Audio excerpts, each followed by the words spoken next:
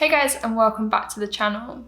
So the next couple of weeks I do have kind of a lot of content that I want to film and get out to you guys, but there is going to be a slight delay because lockdown here is starting to ease and I am back shooting.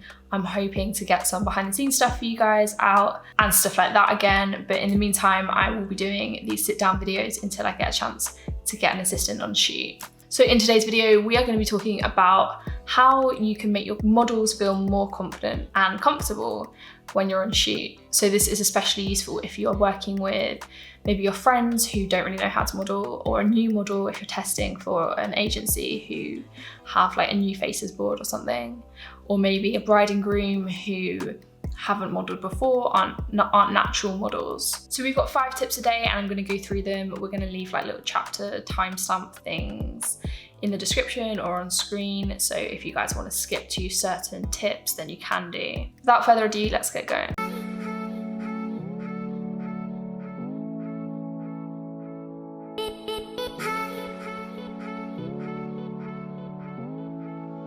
So when we are problem solving, like any kind of problem, you want to first look at what the problem is and where it kind of comes from. Generally speaking, the reason that models don't feel either confident or comfortable are that they just lack experience, don't know what to do, or they're not comfortable with you, maybe they don't know you yet. Hopefully by being able to solve those 2 issues, we can then create an atmosphere that is comfortable for your clients and the photos will convey that. So my first tip is to think about your communications prior to the shoot.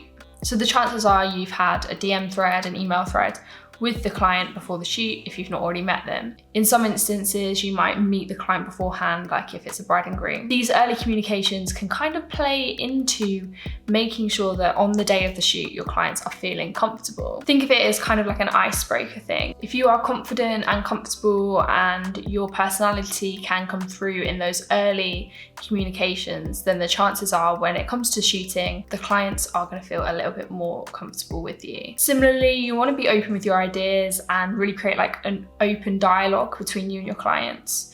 So share your ideas, share your mood boards, build upon their ideas and their mood boards, discuss locations openly with your clients and make them feel as if not only do you care enough to put all this effort and energy into it, but that you care enough about what they want from the process as well. Similarly, you want to make sure that you're able to be contacted at all times. Maybe not at all times, but you do want to be able to be contacted when the client needs you. This is going to put their mind at ease if they know that they can, they've got your phone number, they've got your email address, they've got your Instagram handle. There are multiple ways that they can contact you just in case things go wrong on the day, etc. This is just a good practice to kind of build that foundation of trust between you and your client. So when it comes to actually being on the shoot, the atmosphere on shoot is key. Something I like to do is maybe play music, ask them what kind of music they like, if the scenario kind of allows it to, and kind of try and break the ice that way. You also want to be confident in yourself, not like cocky kind of confidence, but you want to portray that you definitely know what you're doing. And that kind of puts your client's mind at ease a little bit. You also want to create regular dialogue. A shoot in silence, there's really nothing worse for both the photographer and the model. It's not inducive of a comfortable atmosphere at all. So, talk about anything, not just photography. You want to make small talk about their interests, things like that, and just like how you would normally talk to someone when you're meeting someone. Like, these people are people, so treat them like that. And I like to use the first like few minutes, 10 minutes or so of the shoot to kind of like get comfortable. I like to kind of like take some shots and not really worry too much about whether or not they're technically perfect, just trying to, speed up the process of the clients getting comfortable and loosening up a little bit. Tip number 3 is be a director. Especially if the client doesn't have any experience in modeling, giving suggestions, giving direction can be really useful to try and ensure that they feel confident when they're working with you. If you can demonstrate the poses that you're asking them to do, then that can always be useful. If not, maybe having photographs of the posing and showing the client what you kind of have in mind can help them like more easily fit into the poses. Again, using like small changes. So for example, if we're in one pose, then you want to slightly say like, we'll move your arm to your face or something, and just changing the pose very slightly as you go on is a good way of not overwhelming the client. Show the photos as you go along as well. Make sure that they know what they look like. Sometimes that kind of worrying that they're not looking good and stuff in the photos can be a major block in them feeling comfortable. So if they see that they're doing well and they see the photos are looking good, then they're likely to loosen up a little bit more. When we're talking about directing, I also like to make sure that the client is physically comfortable. If they're not comfortable, if they're doing a pose and they're not physically comfortable, it's not natural in the way they would normally move, then chances are that's going to translate into the image, and the image is just going to look uncomfortable.